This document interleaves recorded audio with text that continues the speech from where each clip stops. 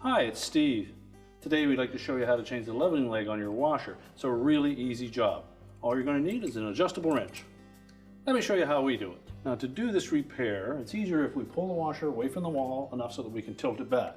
That may require disconnecting the inlet fill hoses or the drain hose.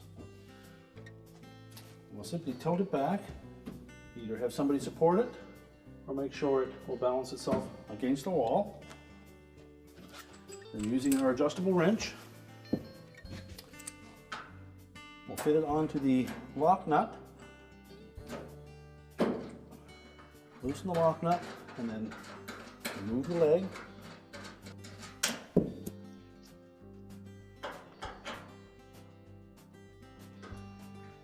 If yours is stuck on there, you may need to put some penetrating fluid on it, and that may require taking the front panel off by lifting the main top, removing the front panel, and put a little bit of penetrating oil on the tops of the threads. Let it sit for a couple of days, and then it should come out easily.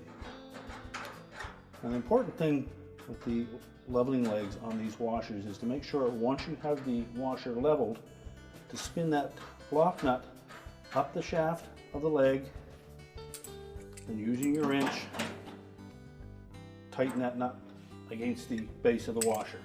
That will keep it in place. Simply tilt the washer back down, make sure that it's level.